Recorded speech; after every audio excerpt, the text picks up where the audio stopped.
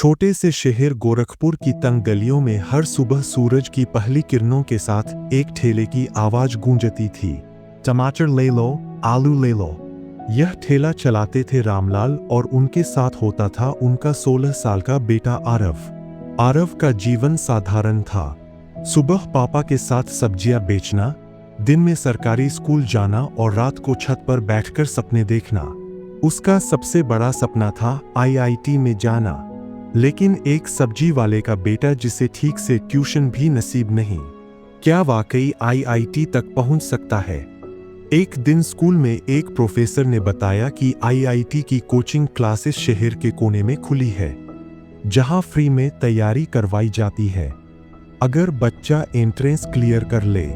आरव की आंखों में चमक आ गई। वो जानता था यही मौका है जिससे उसकी दुनिया बदल सकती है। वो घर आया और बोला, पापा मुझे कोचिंग का टेस्ट देना है।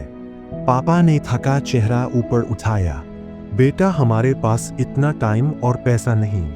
तू सुबह सब्जी बेचने नहीं जाएगा तो दुकान कौन संभालेगा? आरव चुप हो गया, लेकिन सपने नहीं मरे। कई दिनों तक उसने कोई बात नहीं की। वो खुद से लड़ रहा था। क्या वाकई उसके जैसे किसी के लिए बड़ा सपना देखना सही है? उसे लगता था सपने अमीरों के होते हैं, गरीबों को तो बस गुजारा करना होता है।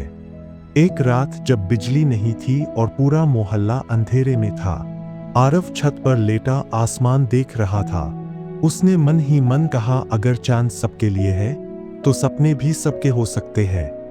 अगले दिन स्कूल में नई मैथ्स टीचर आई, अनुष्का मैम। उन्होंने आरव की कॉपी देखकर कहा, तुम्हारा कॉन्सेप्ट बहुत क्लियर है। क्या तुमने कोचिंग के लिए अप्लाई किया? आरव ने सिर झुका लिया। घर की हालत ऐसी नहीं है मैम।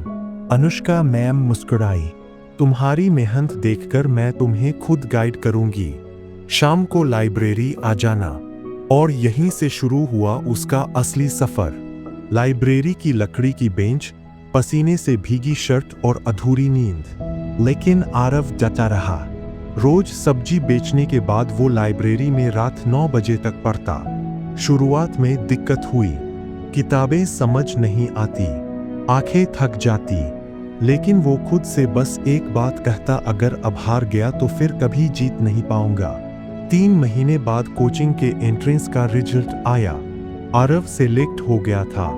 उस दिन पहली बार उसके पापा की आंखों में आंसू थे, गर्व के आंसू, लेकिन चुनौतियां अभी खत्म नहीं हुई थी। कोचिंग में सब अमीर बच्चों के ब्रांडेड बैग थे और आरव के पास था सिर्फ एक पुराना झोला। जब मोबाइल में लेक्चर डाउनलोड करने की बात होती तो वह पापा का बटन वाला फोन दिखा देता और सब उस पर हंसते। कई बार खुद को दूसरों से छोटा समझने लगा, लेकिन अनुष्का मैम हमेशा कहती, तुम्हारी कहानी बाकी सबसे अलग है, इसलिए तुम जीतोगे।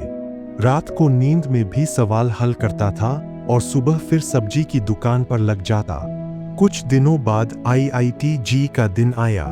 आरव ने कांपते हाथों से पेन उठाया। उसने खुद से कहा, मैं किसी से कम नहीं। हर सवाल को पूरी एकाग्रता से पढ़ा।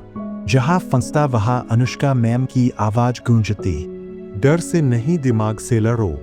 यही सोचकर वो आगे बढ़ता गया।